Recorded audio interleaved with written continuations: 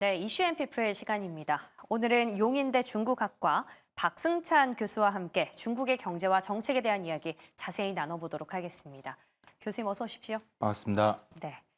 자, 중국 정부가 이구 환신 정책을 발표한 이후에 다시 또 도입을 했습니다. 과거와 다르게 이번에는 소비, 투자 확대 이 두 가지 키워드가 좀 중점적으로 흘러간 것 같은데요. 이 정책이 과거와 다른 점은 무엇인지 좀 짚어주신다면요.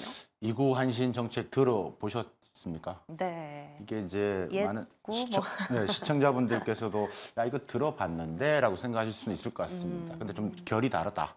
이게 처음 나온 게 2009년도일 겁니다. 이게 네. 9년도에 처음에 이제 이구 한신 그때는 소비자가 중고 자동차, 그다음에 중고 가전제품을 그러니까 반납하고 새 제품을 사면 보조금을 주는.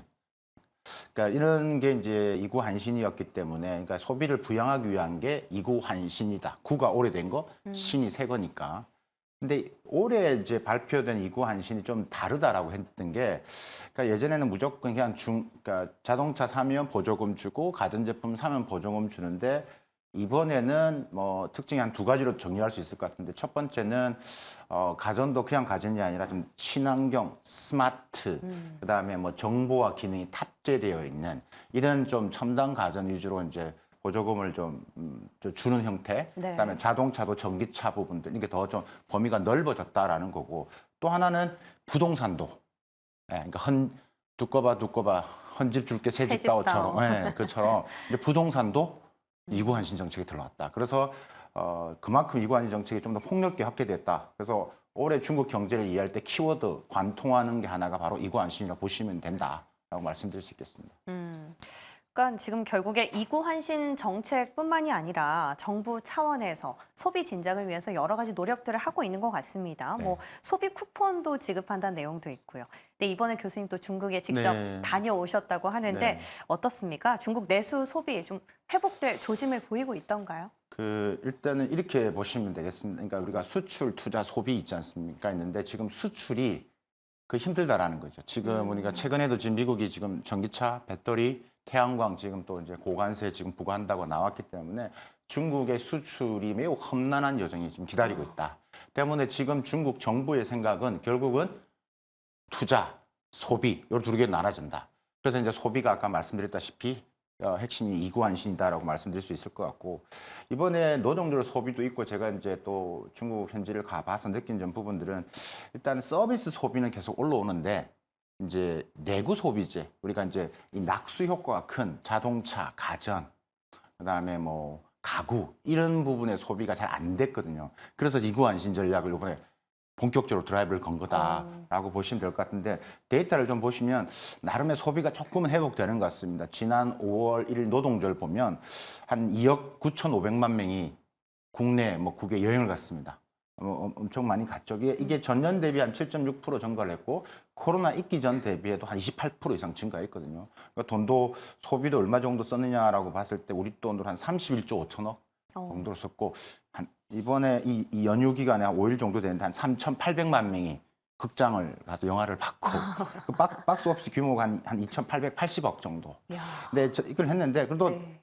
이걸 나눠보면 평균 소비로 봤을 1인당으로 봤을 때는 야 그래도 아직까지 코로나 있기 전 소비는 아직까지 그까지는 안 갔다. 그만큼 사람들이 아직까지도 긴축 소비를 하고 있다.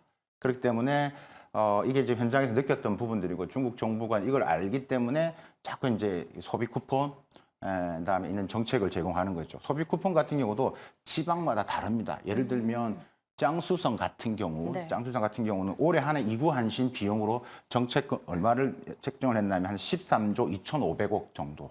그러니까 이거로 이제 이구한신 보조를 주겠다라는 것들이죠. 그만큼 하는 거고, 뭐 후베이성 같은 경우는 아예 목표가 딱 KPI를 지정했습니다. 올 한 해 이구한신을 통해서 자동차 4만 대 팔겠다.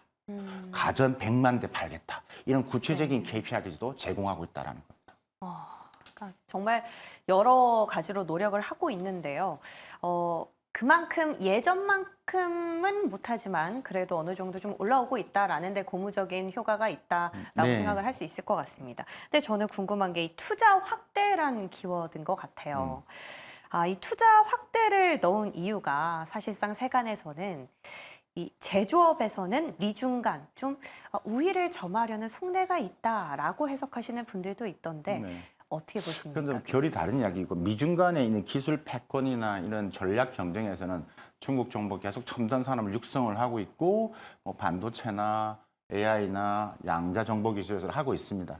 이번에 지금 말씀하신 이 투자는 올 양회에서 나왔고 그다음에 지난 4월 달에 중국 정부가 14개 부처에서 발표한 정책이 있습니다. 그게 보면 소비품 확대를 위한 이구 한신 행동 방침이라는 게 있고 또 하나가 이제 제조, 아까 제조 투자.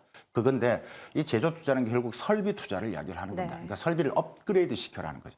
그러니까 수출이 안 되니까 결국은 중국 경제를 부양할 수 있는 방법은 말씀드렸다시피 결국 투자를 해야 되는데 옛날처럼 고정자산 투자, 그냥 무조건 뭐 건물을 짓는 형태가 아니라 조금만 전략적으로 좀 낡은 공장, 낡은 설비를 현대화하는 스마트 공장으로 바꾸는 부분에서 보조를 해주겠다라는 것들이거든요.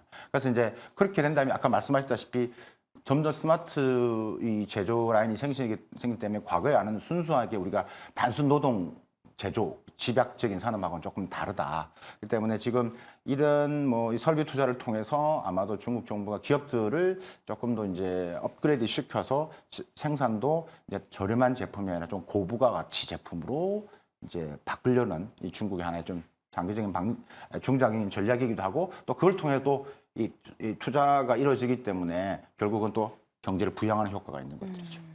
그러니까 뭐 다방면에서 정말 애를 쓰고 있는 중국 정부의 마음이 여실히 느껴지는 그런 대목인 것 같은데요. 근데 또 기업 입장에서 생각을 해봐야 할 것 같아요.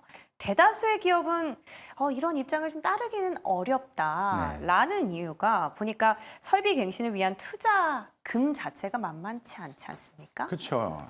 이게 중요한 포인트인데 정부는 이제 그런 의도, 그러니까 정부가 다 해줄 수는 없으니 기업도 분담을 해야 되는 것들이거든요. 근데 그렇죠.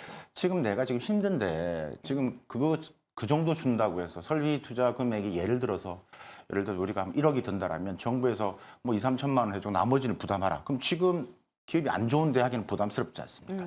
그래서 지금 그런 말이 나오는 건데 사실 지금 경제 지표가 1분기까지는 아직까지 뭐 괜찮았던 것 같습니다. 근데 우리가 이제 17일 날 얼마 안 있으면 실물 경제 지표가 발표가 되거든요. 뭐 소매 판매라든지 산업 생산 이게 발표가 되기 때문에 이제 그 수치에 따라서 조금 더 중국 경제가 조금은 성장할 것 같고 그만큼 지표가 좋다는 건 조금은 이제 운영 자금이라든지 경제는 돌아가고 있기 때문에 기업이 이제 판단을 하겠죠. 지금 이 분위기에서 정부의 지원을 받아서 이 설비 업그레이드 경신을 통해서 완전히 이제 좀 이 고부가치 산업으로 전환, 그다음에 산업의 전반적인 이 제조의 부분에서의 스마트화, 정보화를 더 할 것이냐를 판단하고 아마 투자를 할 것 같고 지방 정부에서 계속 이제 아마 공고, 그다음에 드라이브를 걸 것 같습니다.